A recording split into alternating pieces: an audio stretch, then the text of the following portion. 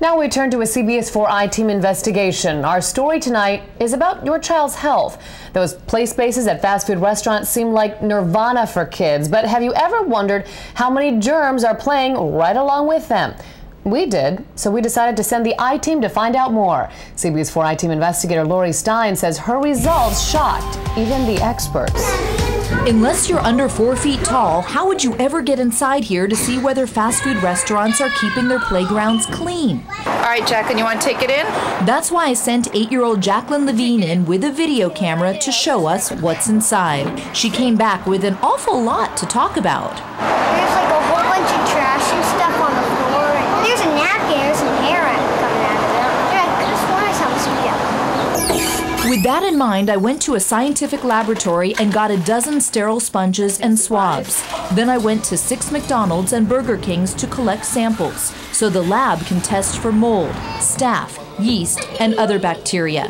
If the levels are too high, I'm very surprised. Dr. Philip Floyd says kids can get all sorts of nasty illnesses, especially since they're often putting their hands right into their mouths. How would a child be affected by all these germs?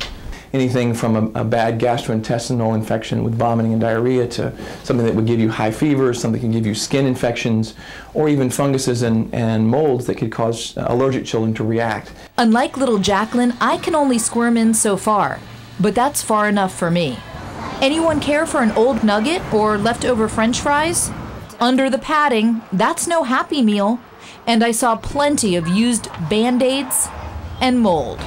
Do you want me to take the camera for a second? This is my side view. And then there were the mosquitoes. Oh my gosh. Yes, mosquitoes. About 200 of them just lying in wait at a McDonald's on Coral Way and 87th Avenue.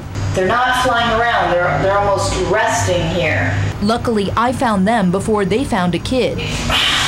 I immediately told the manager. Did you know there's mosquitoes in the play area?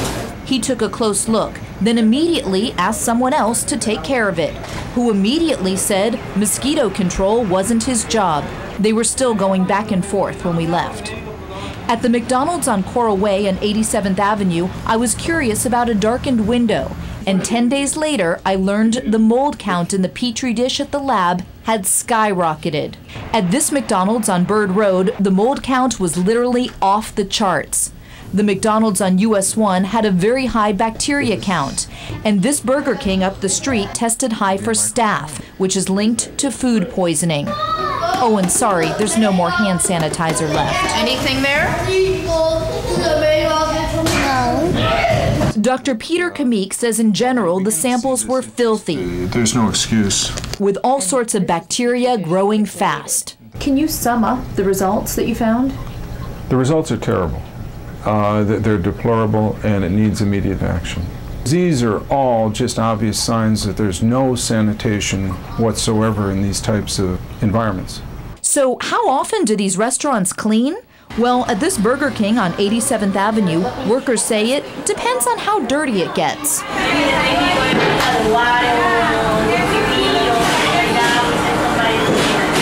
At this McDonald's on Flagler and 102nd, I'm told it's every 2 months. Every 2 months to clean? At another, it's every 3.